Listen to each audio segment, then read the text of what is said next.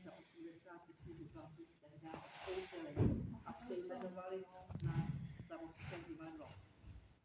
Pak v průběhu těch 30 let tak se názvy měnily podle majitelů a podle doby, které zrovna naše dějiny jak procházely, takže jsme se jmenovali Německé divadlo, pak zase Královské zemské.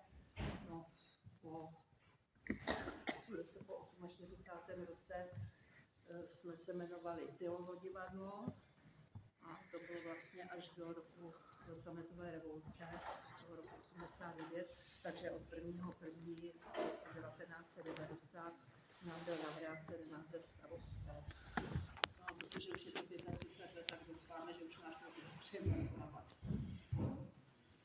No, divadlo v době svého otevření všem bylo letišní část podstatně větší. Sem se vešlo tenkrát do celého divadla 1000 návštěvníků, proti dnešním 650. Ale tehdy to bylo na úroveň kvality. Dneska tady máme řízený 17 řad a vidíte, že ty řady jsou poměrně široké od sebe, takže i ty už mají delší nohy, pánové třeba, tak se s nimi docela pohodlně složí. Když to chudáci ty naše předkové, tady tehdy bylo těch řad 30 skládáno, takže ta cestička mezi to byla ozonka. No fakt je, že když se otočíte, tak za váma jsou troje bílé dveře. Vlevo je vysvětlovací kabina, je promítací kabina a vpravo je zvukařská kabina. Samozřejmě toto v tom 18. století nebylo, protože vlastně elektřina svítilo se tam boskovicemi, takže tato prostora byla otevřená vlastně až do té vstupní haly, kde jste přišli, takže vlastně ty řady šly až téměř k tomu vchodu. Také v době otevření tady naši předkové neměli ani šatny a dokonce ani toalety. Takže diváci, kteří mají lístky do těch loží, tak tam ti šatnu nepotřebují. Tam jsou musazné háčky, kde si teda odkládají kabáty. Když to tato část hledištní, tak ty prostě neměli si kam ty kabáty dát. Tak potom bylo myšleno, že v té vstupní hale po stranách, kde tam máme dneska ty zrcadla, takže se tam udělaly takové přístavky, které teda potahly pryšem, aby to vypadalo hezky. No a tam byla nějaká šatnářka, ta prostě na ramínku tam věšela teda ty kabáty. No a pokud jde o ty toalety, tak ty skutečně tam nebyly, protože asi o přestávce museli odbíhat návštěvníci někde tady okolo, tady byly samé postupky, anebo někam prostě dali odskočit, nevím, jak to dělat. Anebo to museli vydržet. No. Co pak Činohrad, ta trvá třeba necelé 2 hodiny, ale určitě to s operami, které jsou většinou s přestávkou a trvají tak ty 3 hodiny, čili od 7 do těch 10. No tak už jako měli asi na mále, když no tak samozřejmě tenhle ten nedostatek byl odstraněn na počátku 19. století, kdy byly přistavěny ty horní 2 galerie, tak tehdy byly zřízeny na všech patrech toalety, takže dneska není problém. Teď, jak jste byli dole v té centrální šatně, tak tam jsou diváci, kteří sedí tady, a ti, kdož sedí na prvním, na druhém balkoně a na galeriích, tak na každém patře jsou toalety, takže dneska už je to prostě luxus.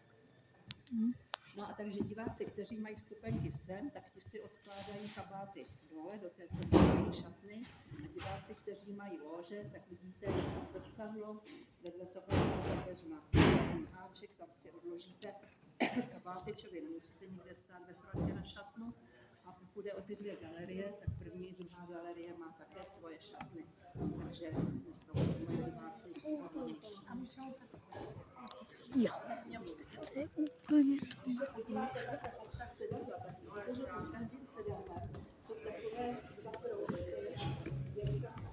Je tam.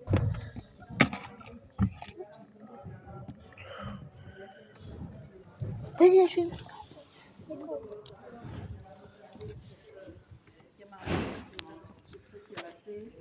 Při poslední rekonstrukci, každý jsme tady měli hotelnu, dole právě, co je dneska tady správní šatna, a chtělo se tam normálně uhlím, pak později plynem, ale přesně to, aby to nerušilo prostě interiér divadla, druhém suterénu kotelna a tady se vhání teda teplý vzduch na vytápění. Pokud se podíváte nahoru, tak nad námi visí křišťálový lustr. Takhle ze spoda vypadá, že to je koule, ale on má ještě nad sebou dlouhý štíhlý krk. Má průměr 2,5 metru a je vysoký 4 metry. Tuhle tu kopii nám zhotovili sklárny Kamenický Šenov v roce 1991, když se mělo divadlo otevírat po 8leté rekonstrukci, tak podle dochovaných nákresů, které jsou v archivu Národního divadla, tak byla zhotovena ta kopie. No je to takový drobeček, váží 750 kg. Ale nemusíte mít obavy, že by na nás spadl, protože on právě jak má nad sebou takový dlouhý štíhlý krk, tak tam jsou tažena ocelová lána, který je zavěšen, takže se nemůže stát, že by se jako uvolnil. No tak tenkrát v tom roce 1991 stál 1,5 milionu. No, v současné době by to bylo tak těch 10 asi. Jo. No jistě, protože se to nešlo nahoru, je to křišťál, že jo, materiál, práce, všechno.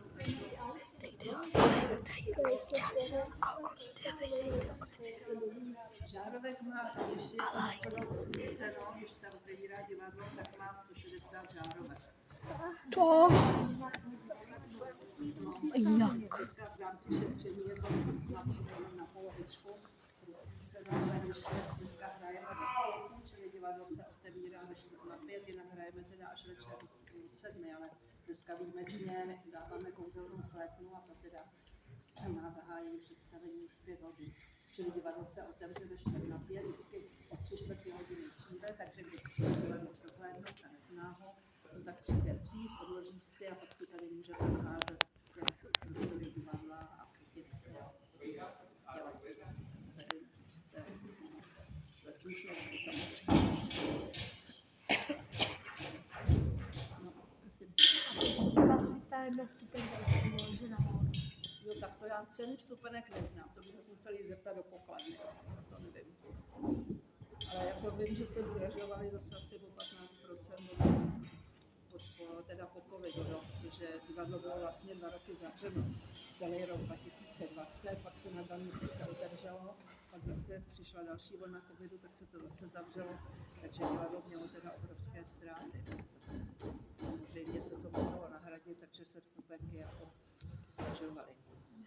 Ještě pokud jde o ty lože, tak když se otočíte, tak na druhém balkonu vidíte naprosto červený a na něj je červený líček se zlatou korunkou na hlavě. To je takzvaná císařská lože.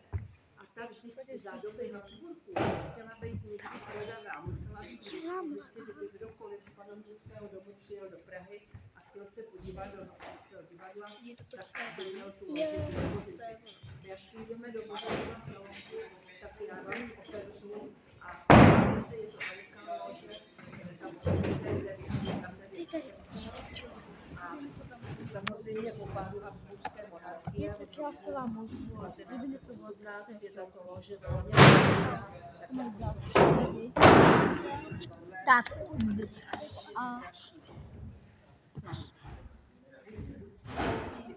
nějaká společnost, na něj se prodávají jednoduše, prostě když někdo řekne, že chce loži číslo 11 a třeba 2 lístky, tak se klidně vydá lože vyčerpí. Z této lože patří, že je uprostřed toho divadla skutečně. já se vám řekl kozu. A co máte? Co mají dát lidi? A ty Co se nedá bohužel říct o loži prezidenta.